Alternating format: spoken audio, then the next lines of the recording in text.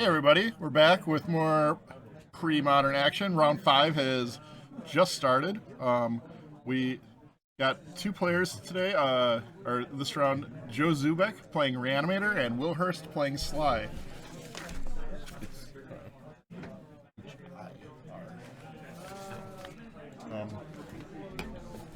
We'll fix the spelling and we'll stay in a second. Alright, so what do you think about this matchup? Are you a mono red player or are you a Reanimator player?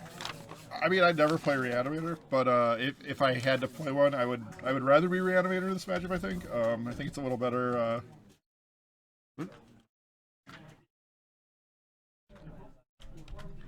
It's a little. I think it's a little favored for the Reanimator deck. Like this is kind of like the deck Reanimator is made to beat. I think is like a fair beatdown style deck. I agree. But it could be in okay shape. Like if they don't like. If stuff doesn't come together quickly, it could be bad for them. If they have to reanimate instead of exhume, that could be rough. Do we know what Joe's creatures are? We'll know in 1 second as soon as Mike gets us a deck list. All right. Will's playing is playing no ball lightnings in the Sligh deck. Oh, that's my kind of man right there. Here's the Reanimator list. It's right here. Can you get us Will's list too? He chose Akroma, Phantom Nishoba, Visara, and Verdant Force. That's interesting. I think Verdant Force scares me more than any of those. If I'm playing red. Yeah, I mean Akroma's a fast, quick clock though too. Mm-hmm. That's not something. Oh, we got a mulligan there from Reanimator. This deck does mulligan quite a bit. For sure. How do you feel about the new mulligan with Premodern instead of the old Paris mulligan? I like it. I don't because Premodern isn't a format that like.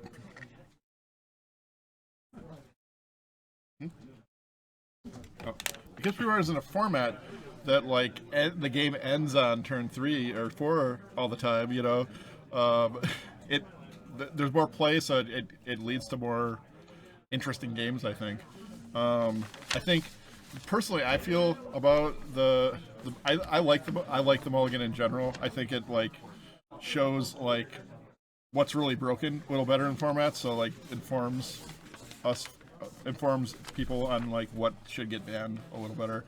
And the fact that like it's been around all this time and we've been playing Premodern with it, and really nothing feels too good to me. I don't know about you. No. I think it shows off the format well, and it's good.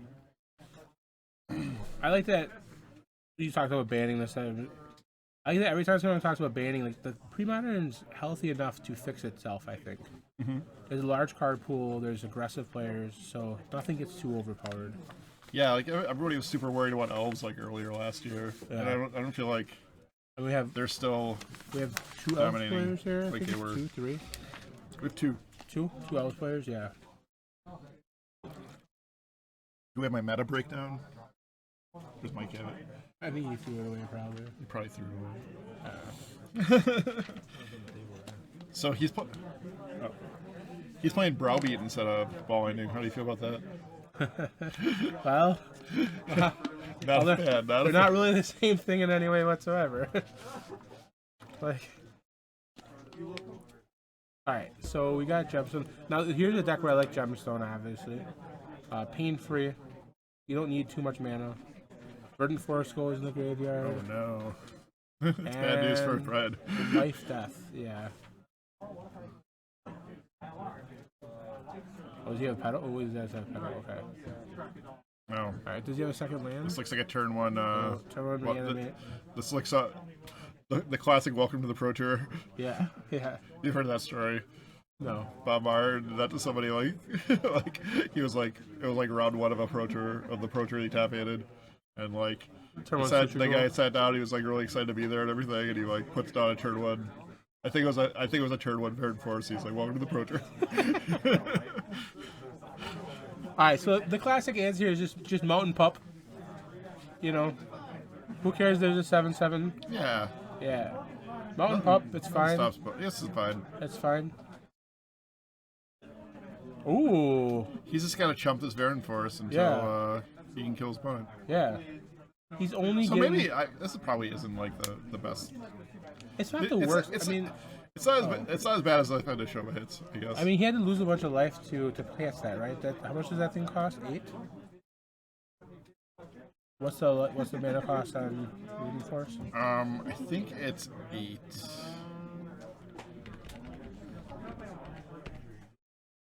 He's at 13. What? That's 5 GGT.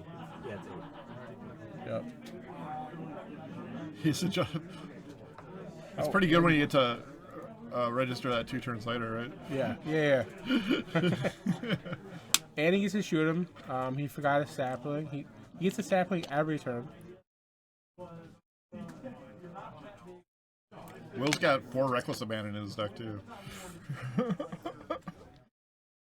I like his list. It's been like hard to play against with a lot of decks. This is officially not Sligh. This is a red deck, people.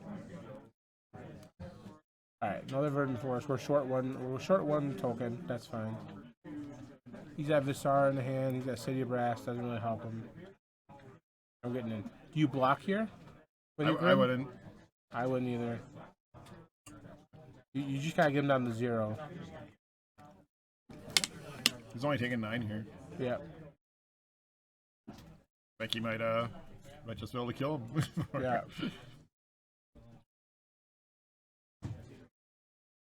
Yeah, this is where having Ball Lightning over Browbeat might be. Interestingly, if Joe would have just Animate Deaded his Verdant Force into play the next turn, he'd be in Much better shape. almost a losable situation. Yeah. So he took it.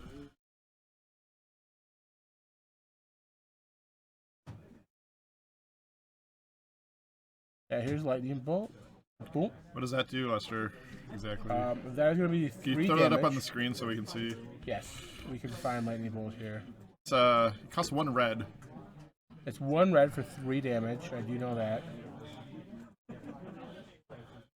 That's not it. We'll figure it out with the IT department. So Joe's effectively at 4, right? Because we know. We know there's a Fire Blast. Every red player has a Fire Blast. Yes. He's got 2 mountains in play.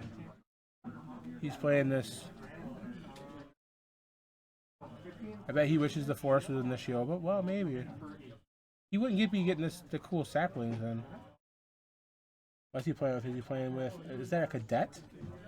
That's not helpful here. It blocks. Yeah. Yeah. That's 1 red mana preventing 7 damage at this point. That's like one of the best cards you could have. Now he doesn't have to block with his Lavamancer, and he can shoot it for 2. Untap, shoot it for 2. Fire Blast. Yeah, I mean, we assume he's got to have more damage in hand. We're just assuming there's a we Fire know he Blast. got a Fire Blast. I can't see his hand, but he has a Fire Blast. Yeah. That's a confident hand shuffle of a man with a Fire Blast. The shoulders would have slumped a long time ago if there was no Fire Blast in his head. He's respecting the creatures by leaving creatures back for some reason. Just attacking for exactly lethal. Yeah, not really sure. Maybe he just doesn't realize he gets a creature every turn. Well, sometimes he misses a trigger. It's alright. I've done I it. mean... Alright, so we're going to take just 3 damage here.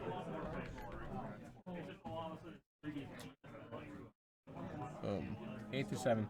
So really, Reanimator player is probably just dead at this point. Let's be honest. This 7's not that hard. We got 2 here.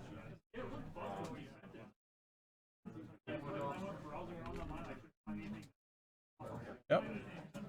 We've got finding the exile. Okay, we got it. We're gonna find a land. We're not gonna find a land. We're gonna draw a land. That's perfectly fine. Oh no, we drew Lightning Bolt. So just point to 7 cards. 7 damage. Yep. There we go. I like the classy make him tick down the life totals, and then let him go. Yep. Yeah. He's gonna let him read Fire Put it Blast. closer. That does 4 damage already. He's gonna let him read it. Just hold it up, the finger going along the text. Yeah. That's ever so classy. Oh, that's a big one for red. Like, That's really big. Oh, what's he got for the sideboard? Is let's Threaten's find not, out. Threaten's not legal, unfortunately. I got the one here. Here we go. We have 1 Gorilla Shaman, Ooh. 2 Anarchy, 2 Pyroblast, 1 Red Elemental Blast, 3 Pyrokinesis, 1 Pyrostatic Pillar. That could be big, right? 2 Winter Orb, and 3 Tornado Crypt. So Crypts and possibly Anarchy is because you're worried about the Anarchy, the Akroma, Nishoba. the Nishoba and the Akroma. I don't mind it, Yeah, but I don't know if that's how he wins. that's how he does. Yeah, lose. Threaten Ron Diggity. I agree. Like I don't think enough people play Threaten in their board. I told Will to play Threaten in his board. He did. I have been such a huge fan of Threaten. Yeah.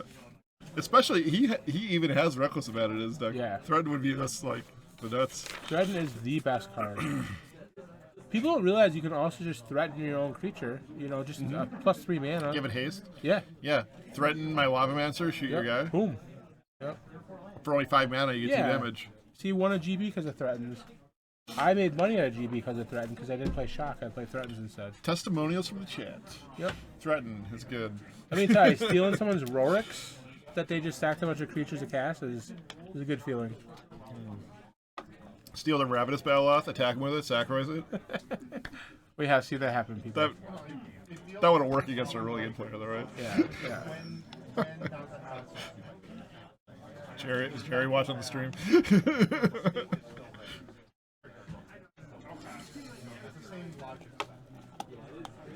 I'm speechless at the card arts that have been chosen from the red player. He's playing on he's playing the format on a budget, honestly. So it's Fair. I love it. Fair. It's tilting to some players. You walk around the hall, you see a lot of beta cards, you see a lot of cool foils, and the red player just gives no respect to that kind of stuff. I'm just gonna cast these cards on a budget, and I'm gonna burn you out. A couple rounds ago, 3 out of the 4 cards played in the first turn of each player were beta or alpha. That was sweet. Yeah. He did have the respect to play the OG Lightning Bolt, so that's decent. So game 1 is a big one for red to win. I can't criticize Willie about most of these cards for me. Nice. Nice.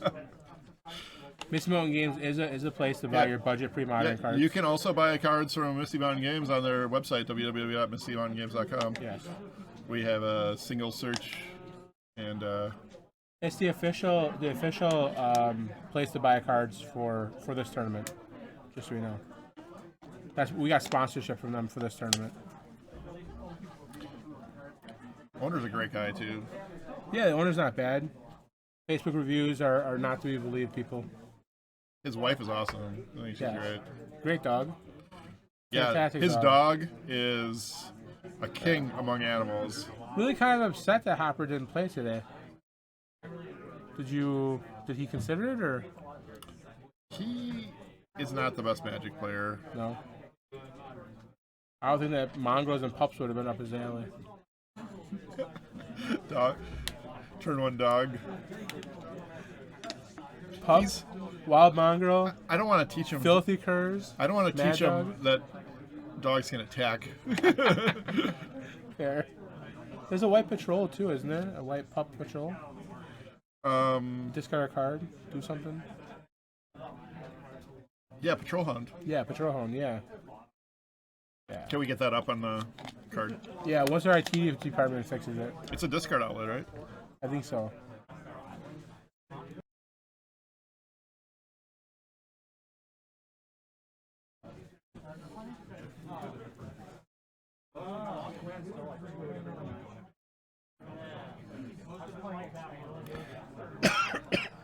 There you go. All right, we're in business, people.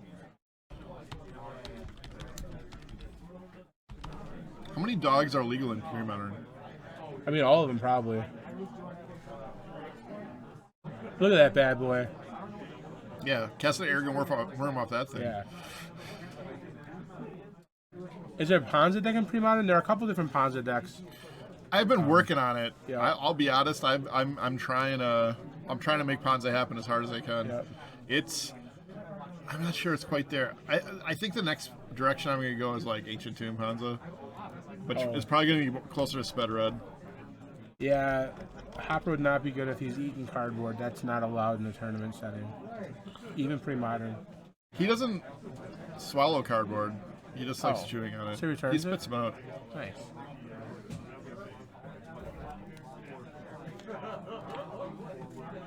Mono black with braids, ice quake, rancid earth. I've seen that deck with Milliken as well to accelerate it.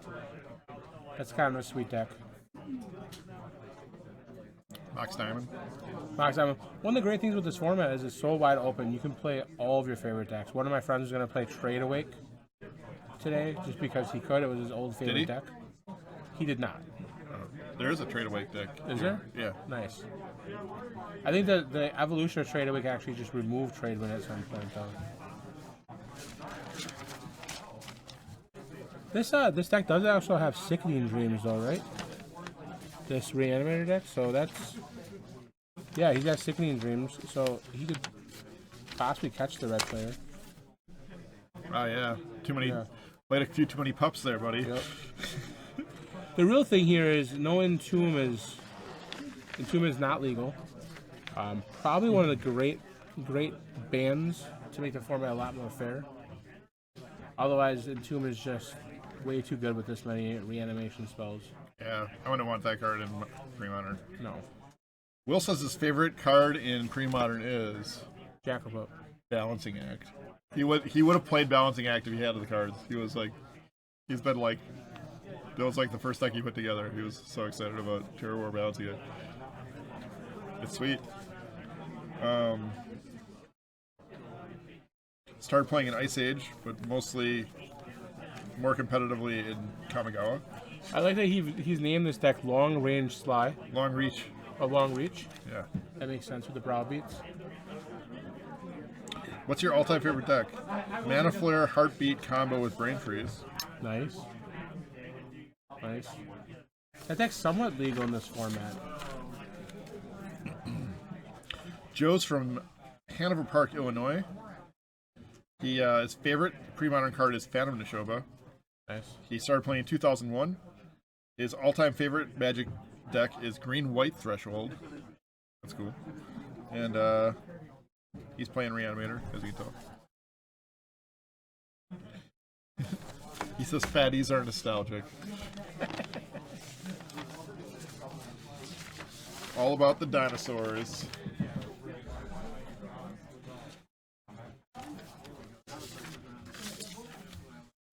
Yeah, Seth, I found some pretty sweet lackeys today. I had one of every language all signed, but didn't get to play them today. Game one went to the red player.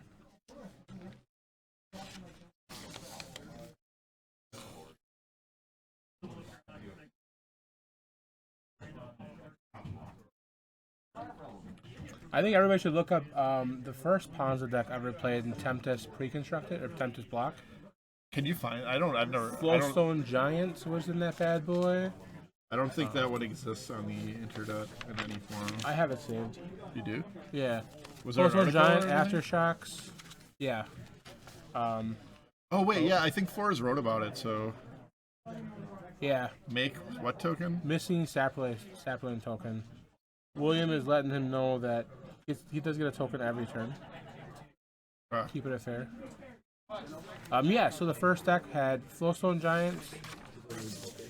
What? No, they're fine. No, I think he was just remarking on forgetting to make a token. Ancient Tombs, of course, in the first Ponza deck.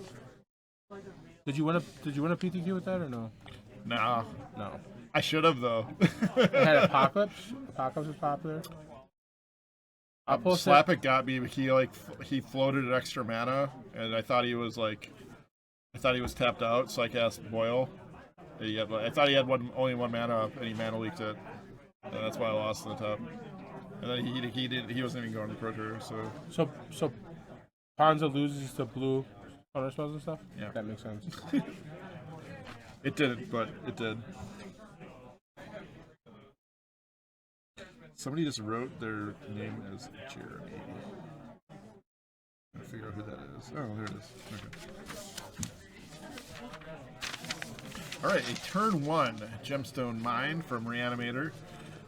And he discards Careful Study, discards Akroma, and Underground River. This guy's land rich at this point. How much discipline does it take to just not waste? Oh, there you go, Wasteland. Will's gonna Wasteland. He's got him. A lot of red players don't like Wasteland in the pre-modern, but I do. I love Wasteland. Look at that There's a Jackal Pup. But you know, any version of Jackal Pup still does 2 damage every turn. People. They all can hurt. Yep. Oh, he discarded that land and he didn't have a second land. This is. Oh wow, this might be a single card victory. Yeah. So Will's Wasteland is probably gonna win this entire match. Get him a lot of glory here, probably. I'll find that positive that can just send it to you. I won't rub it in and say like Bobble's better or something. Yeah, no.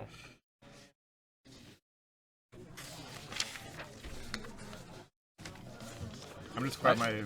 There is a possibility. What is that thing? That's Gorilla Shaman. Oof. Another Jack. Another pup. Another pup. He's setting up to get Dark Ritual Sickening Dreams right out of this tournament. There is a possibility that Joe is just playing possum here and he's going to get him. He's building cards in his head. Yep. He actually does have a land that he didn't play. Really? I think it's important to record. He's not playing lands, but he does have lands. He's got Undiscovered Paradise, and now he's got a second land. I think can see not playing a lot of lands, but like not playing Undiscovered Paradise seems like There's really a Tornad's crazy. Crypt. He's going to take 5 here. He must be setting him up for a Sickening Dreams, maybe. This is a different strategy. There's Exhume. He's really respecting the land destruction, I guess. It's a Tornad. There's a Tornad script to play though. Yeah, but I'm not really sure. Oh, you got Lotus Petal, and here's the Sickening Dreams, right? Sacrifice Lotus Petal. What do we got? Oh, you got Exhume. He just kind of pushes it forward, hoping he doesn't cast. Yep, he activates Tornad's Crypt, so those are gone. Okay. And There's Lightning Bolt. Oh, we should probably be keeping track of life. We're down to 7. somewhat here. relevant. Yeah.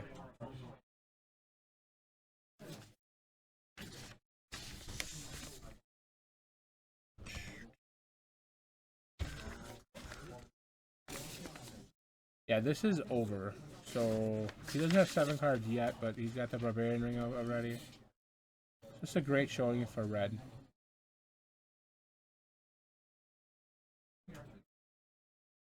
How many Barbarian Rings would you play in a Sligh deck? I don't like Barbarian Ring at all. Me neither. So I told him to cut him.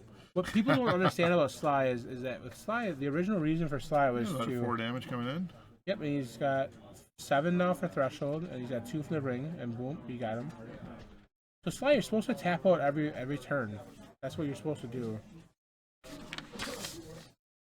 The nice thing about Barbarian Ring is that it's a nice combo with Fire Blast. The bad part about Barbarian Ring, when you cast Fire Blast, is a good combo.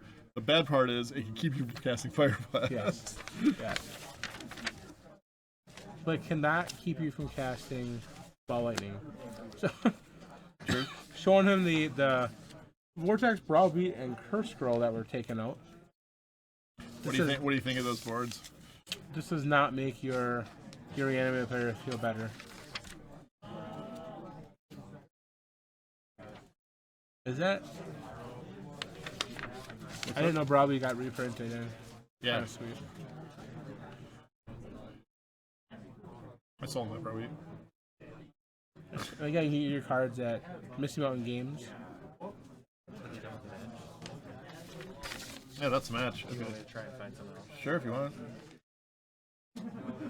Alright, so there's a Tornad's Crypt. I mean, these are all just sweet artwork. We're gonna try to get another game in the Feature match area. feature guys. match area.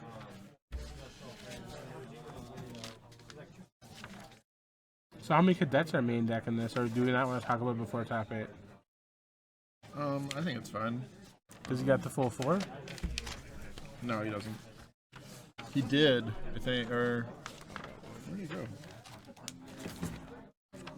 Here we go.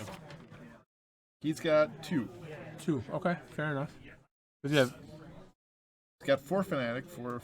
I guess maybe we shouldn't read off the whole list. Yeah, that's not read off the whole list. But okay, Oh, he fair went enough. down to 2 Abandons. I thought he had 4. He really messed with this list the last 3 days. He went down to 1 Barbarian ring. I don't mind 1. One's fine. We can do some things. That's He's a pretty playing- sweet match. Wow, he's playing 4 Mishra's Factory, 2 Wasteland. Yeah, but he's not playing Ball Lightning, so that lets him do that.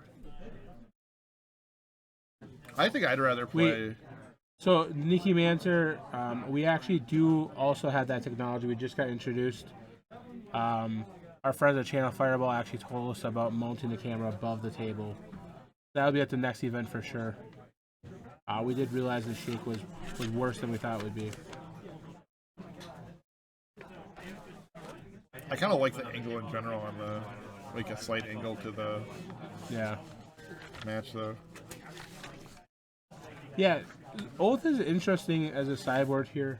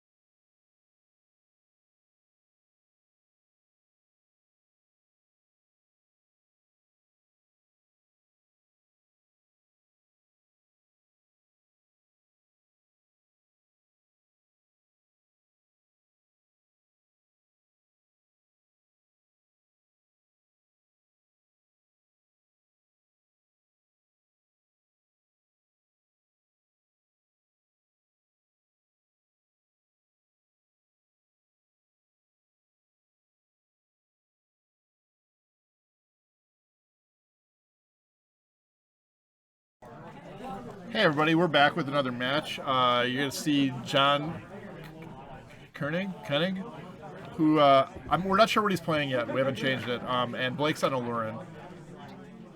Blake's a regular at the store. Plays a lot of our events. Alright, Forest Bird. Classic Lurin Open. Alright, this is the 3rd game.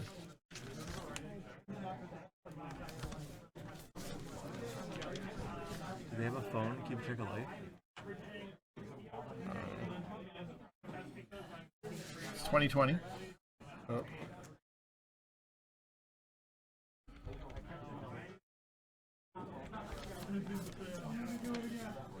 It's like, oh, is he playing the Sans Boys deck? I wonder. Looks like it. I think he is, yep. So that would be land tax.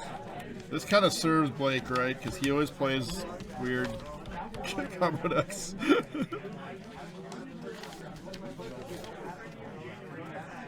He's got a land too.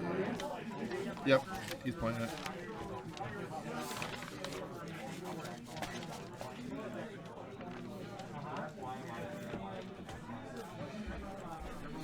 So Sands Boys, can we talk about this combo?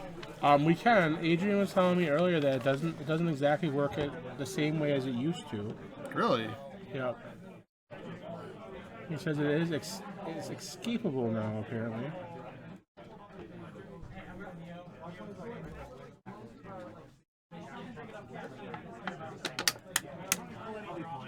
That doesn't mean it's not good though. Yeah, it might still be good.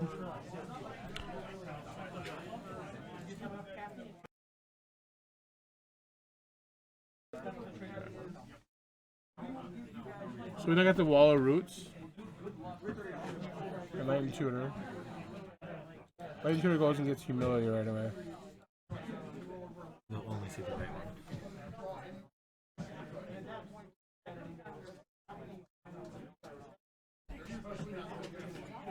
We've seen Humility quite a few, but we're going to go ahead and put it on the screen.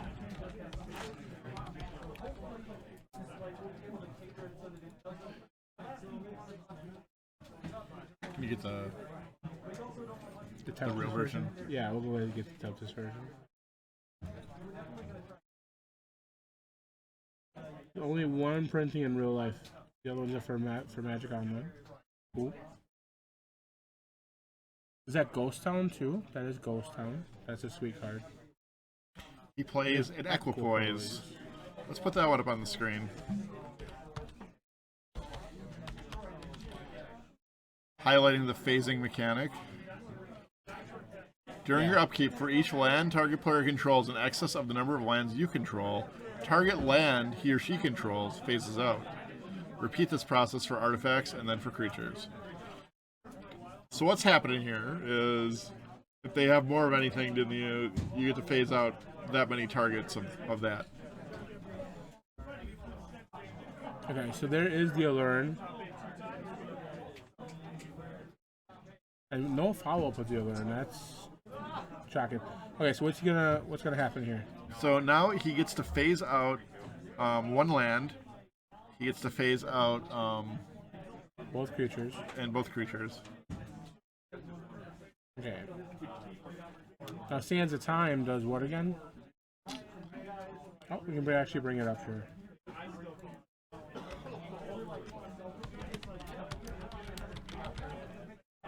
This is the combo. I wasn't gonna spoil it. Oh. Each player skips their untap step, Yeah. which is when things phase back in. This is an ancient combo. This is one of the first ones. Yes, Channel Fireball is the first one. Popularized by Elihu Foisto in about 98, Yep. 97. Oh, Humility, okay. Here's a Humility. It's more of a block constructed deck for the most part. I think this was playable in Block Constructed. So Walrus comes back into play with a -0/-1 token on it, and because it's a 1/1, it just dies.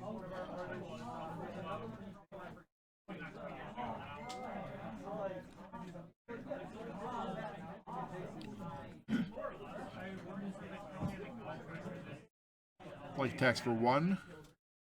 Heads up play. Allurn is still in play.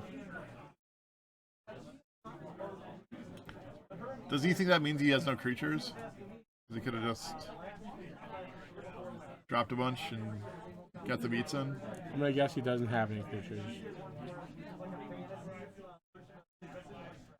He is taxing 3 planes. He's like nearly mono white. John calls this deck Scoop Phase. I don't know if that's a popular name for this deck or not. Okay, so we've got a question in the chat about the rulings. Can you clear that up, BK? He had an Undiscovered Paradise. He did tax first.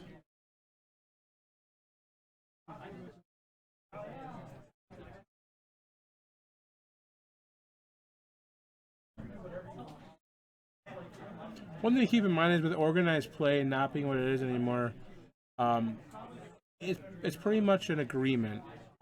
This is how things should work out. Yeah, they might have shortcutted it too. Yep. Like sometimes you say, "Hey, phase your stuff out," in response to that, and I'll put land tax on the stack on top of that. Yeah. You can also just explain to your opponent, here's what I want to have happen. Whatever the timing is, let's just do it that way.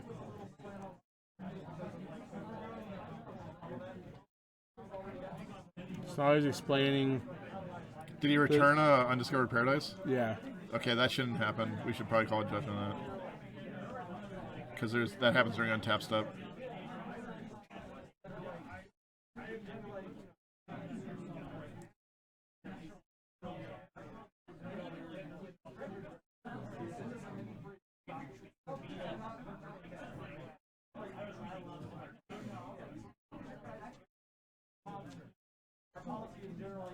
We're getting some questioning here from the players.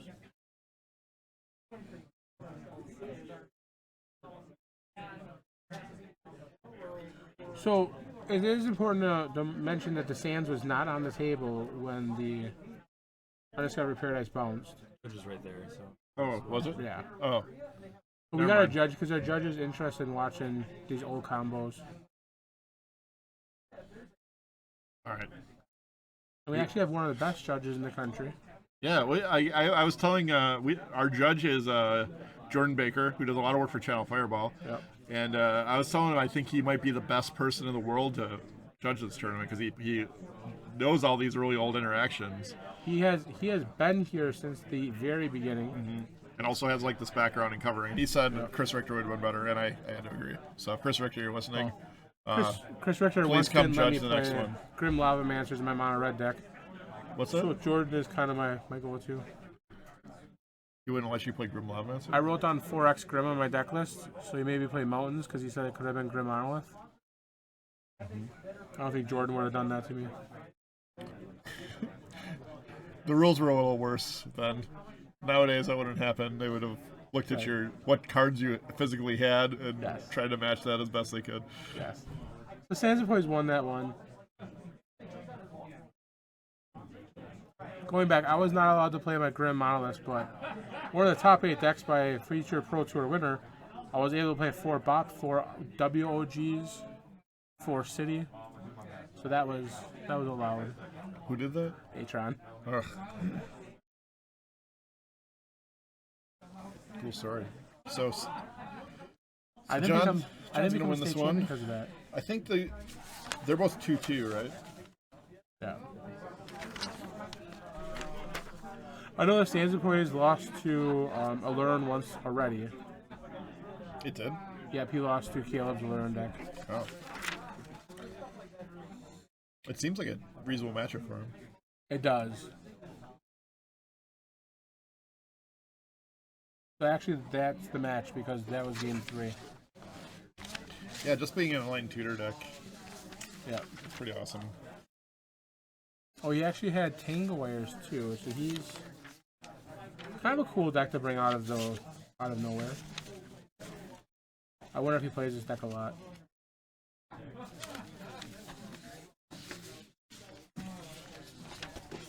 So let's look at what our standing situation is. So Michael Evans and Lewis Kaplan drew.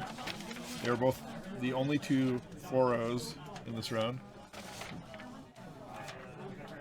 Oh, is this round over? No. Oh, That's last round.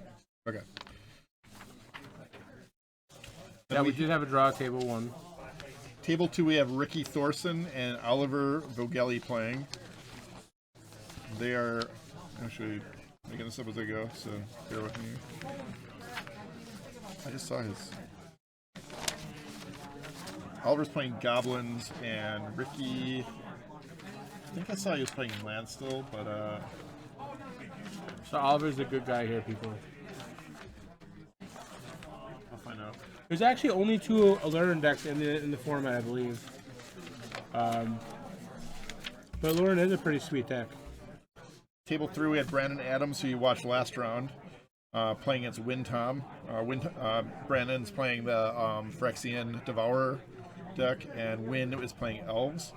Table 4, Caleb Durward was playing Allurin against Fanchin Yang, who, playing Enchantress. We saw each of them playing in different matches earlier, and they're both 3-1 going into this round.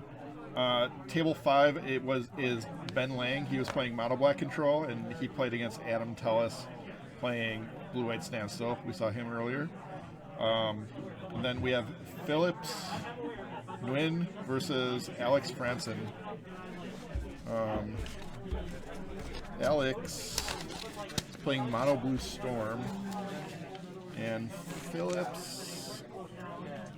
I can point out Alex's Mono Blue Storm is almost all foil as well, so it's rather impressive. I bet his intuitions aren't foil. Oh, yeah, maybe they are. That is true. That is true. They are not foil. They do exist in foil. Nine. Oh, Make sure I return that to you. thank How's you. it going back here? We're live, you know. Oh. That's John guest. Rostov saying hi and hand my deck back to me. We got a guest. Yeah, he does not have the foil intuitions. I actually asked about that. Maybe soon he'll get those. Yeah. Until then, we'll just have to suffer. Right.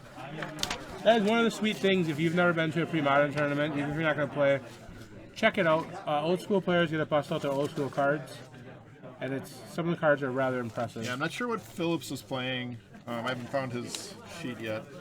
And then we saw Will Hirst and Joe Zubek play. Will was playing Sligh, and he defeated Joe, playing Reanimator.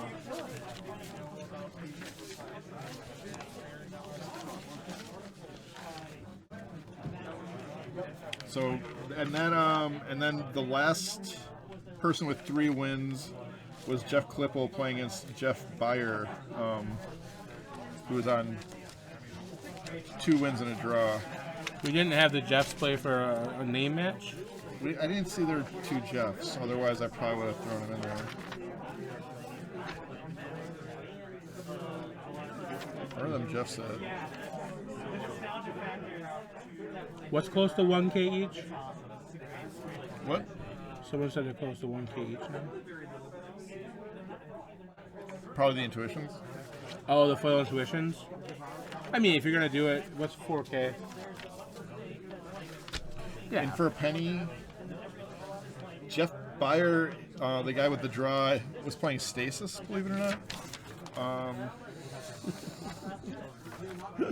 I don't judge.